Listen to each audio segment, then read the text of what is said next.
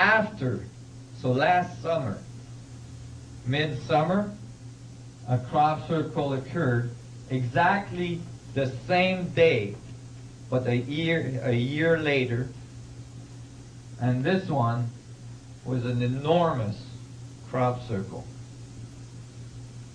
Almost 2 football field long, again across a large installation communication antenna, which has security all around it.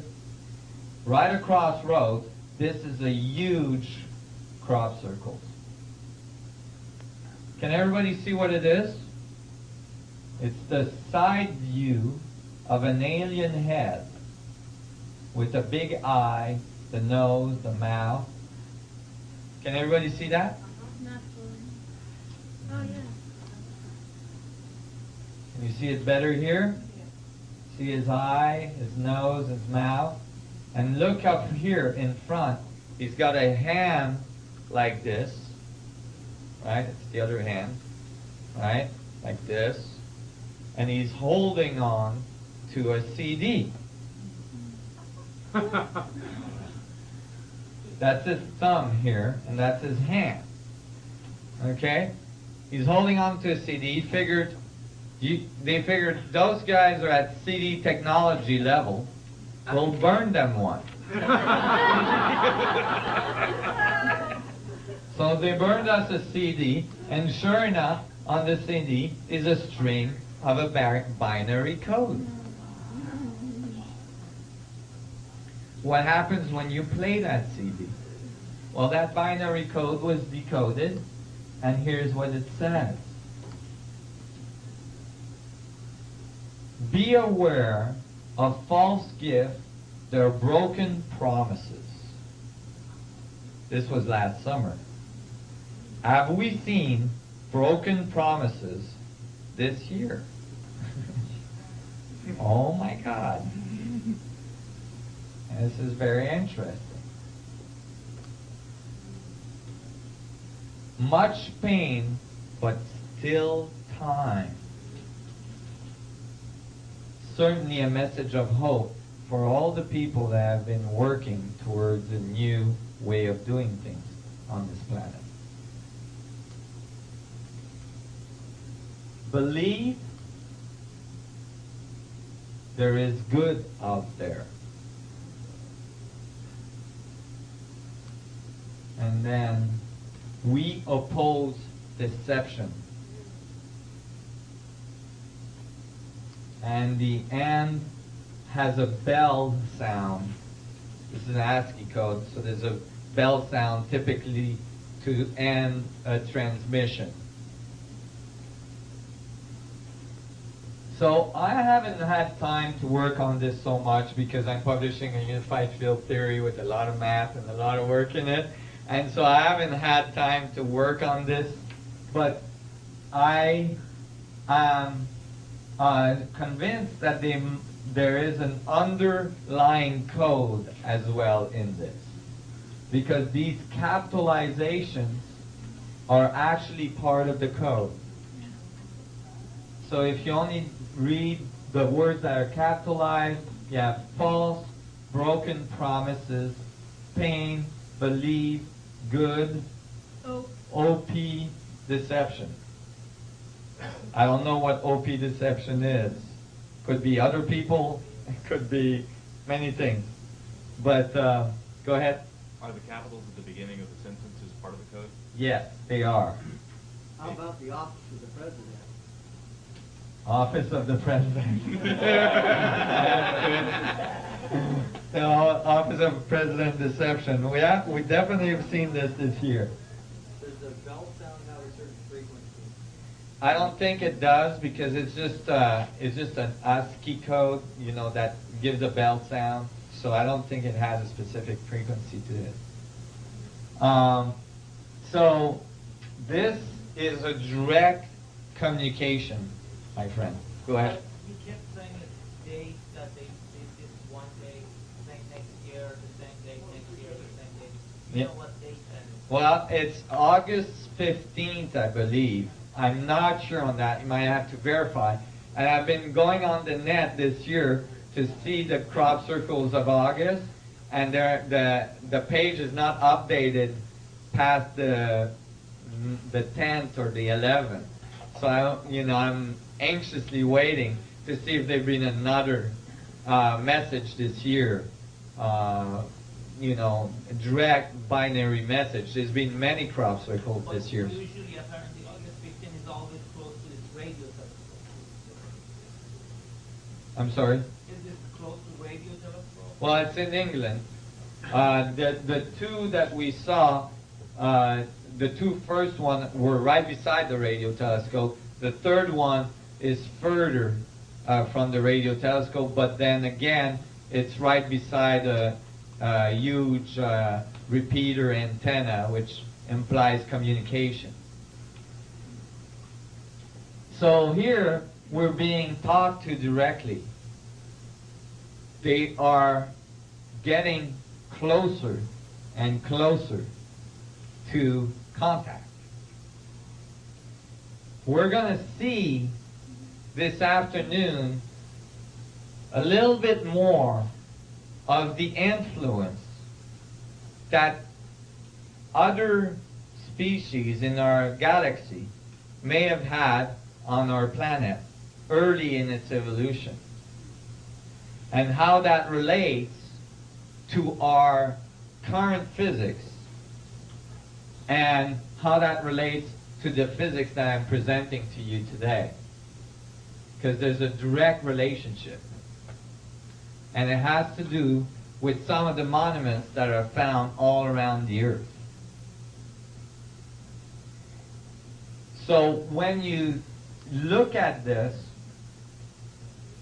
there is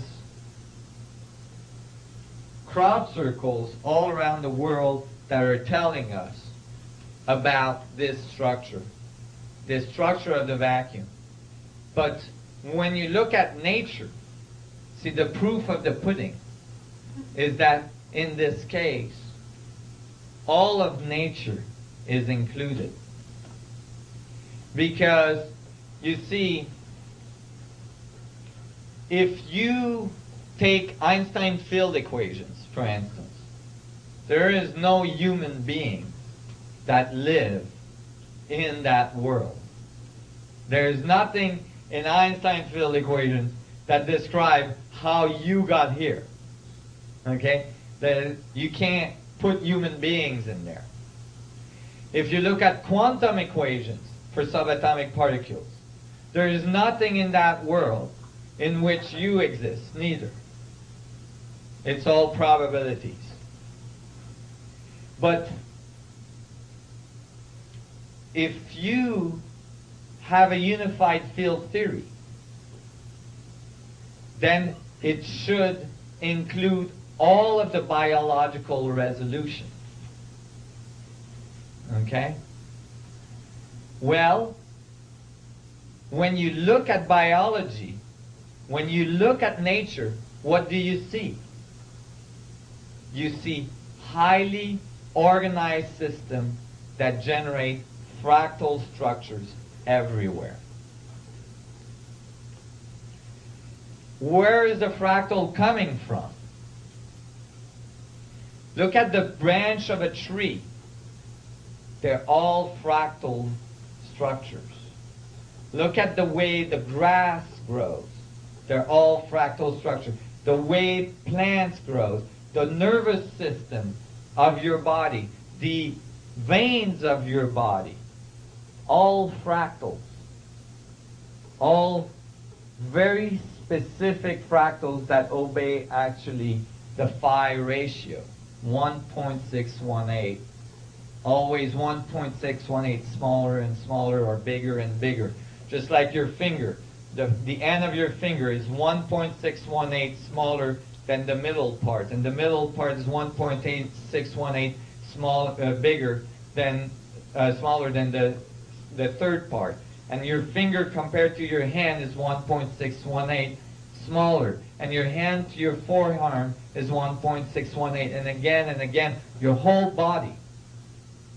All fractal structures everywhere in nature. That's the proof of the pudding.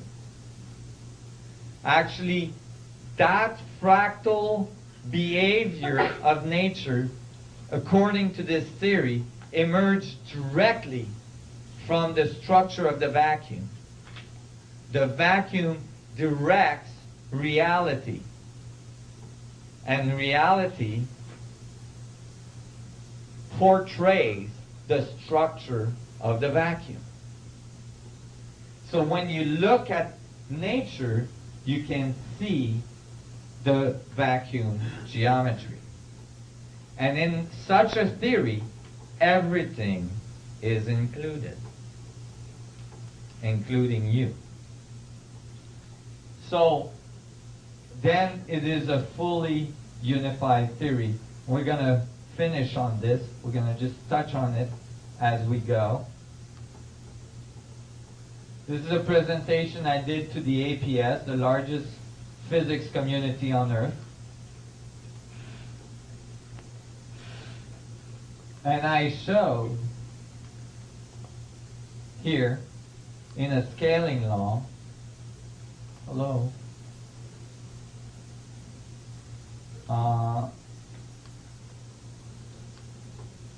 I showed in a scaling law that if you take all of the objects in the universe and you plot their radius against their frequency, okay, these objects all fall on a straight line across the graph. Okay? All of these objects obeying the Karl-Schwarzschild condition of a black hole. Okay? Let me explain this, what it means. Because it looks complex, but it's not that complex. This is the universal scale, our universe. We have an approximate idea of its radius if it's a closed universe. If you look at that, the mass inside the universe exceeds the escape velocity of light. That means if you shine a light in one direction, you know how Einstein discovered that the electromagnetic field can get bent by the gravitational forces, the curvature of space-time? That light will bend around one star, bend around the other star, bend around the other star, bend around the other star, and come right back. It will not escape our universe because there's too much mass in it. That means we live inside a black hole.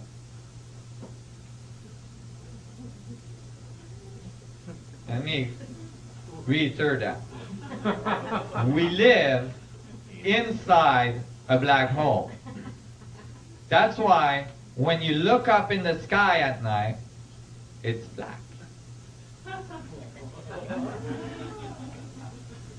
Because light is contracting in the vacuum towards singularity. Everything inside that black hole is smaller black holes. But these smaller black holes you are outside of. This is a quasar, very, very large. This is a galactic center. This is our sun. This is an atom. And this is a subatomic particle, the Big Bang, 10 to the minus 33, the Planck's length.